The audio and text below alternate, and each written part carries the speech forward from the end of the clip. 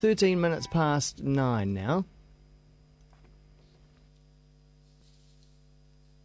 And there's silence on that. But, trust me, there was a little bit of a trailer going on there, and it was a trailer for Batman Arkham Asylum. It is the brand new game. Oh, no, what's it called, Gerard? Arkham City. Arkham City. As opposed to the Arkham Asylum, which was the last one, wasn't it? Yes, it was, yes. Yeah. Good morning. Good morning. Stuff.co.nz. Gosh, stuff that whole thing up. Shall I start again? No, we're into it now. Let's just do it. This is multi-platform, isn't it? So this is across a few consoles. Yes, it is. PS3, Xbox 360, and I think that PC is out. We're in November now, so I think PC is out this month sometime. Okay. But yeah, multi-platform, and it's a doozy. Absolute doozy. Well, and so I know you're a big fan of the Arkham Asylum. Is this just an extension of that? Is it changing the game somewhat? It is. It's funny because we were playing Arkham Asylum the other day, and they've actually tweaked the gameplay quite dramatically, which is really good. Storyline still follows. I mean, essentially what has happened is Arkham Asylum from the first game is no more. That's kaput. So what they've done is that a portion of Gotham City has been fenced off and walled off, and barbed wire fences, big high towers, and that's basically where all the nut jobs and all the psychos and all the killers have basically been plonked in and said, "Here you go, sort yourselves out." And there are some old favourites come back. Joker's come back. Harvey Dent, Two-Face has come back. Riddler is still popping his head around, and Penguin is here. And of course, there's some nice cameos from some other characters from the last game. But essentially, it follows the same premise of the last game, is that Batman has to sort of find clues and track down enemies. But I think the story's a lot better this time, without telling too much away. In the last game, if anyone hasn't played Arkham Asylum, there was a chemical called Titan, which the Joker took in the last game, which is sort of mutates you and gives you strong powers and that sort of thing. Titan plays a big role in Arkham City, and Joker is sick as a result of taking all the Titan. So you have to find cures and all these sorts of bits and pieces. Okay. And the big thing that works really well is with Arkham City and with Arkham Asylum was that the combat is so good.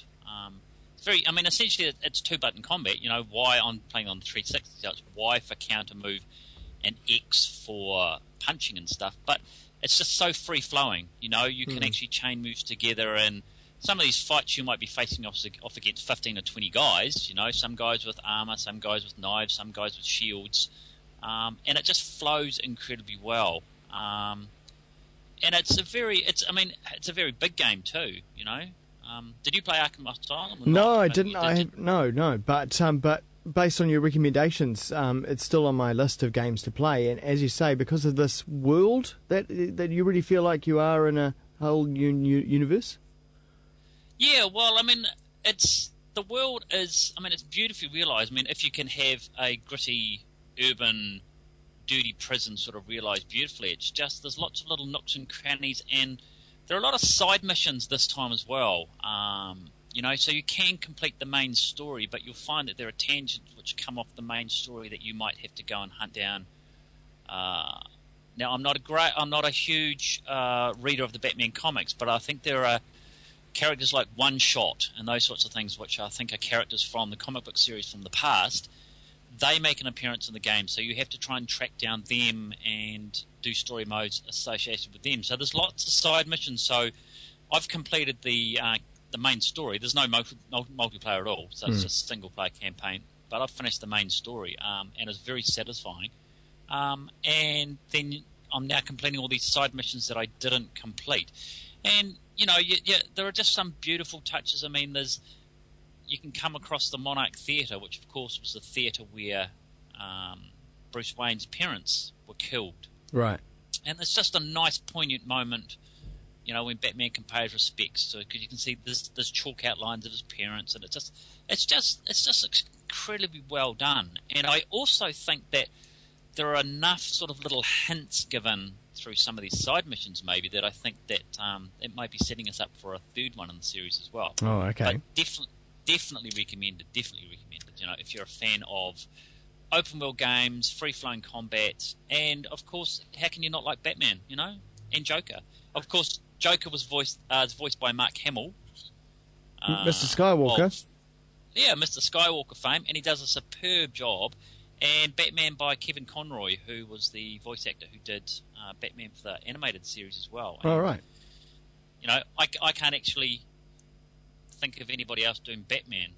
And I guess if you were going to sort of, it's not a Batman, it's not the Adam West Batman, it's sort of the Michael Keaton, Christian Bale Batman probably. So yeah, that sort of real gritty, darker.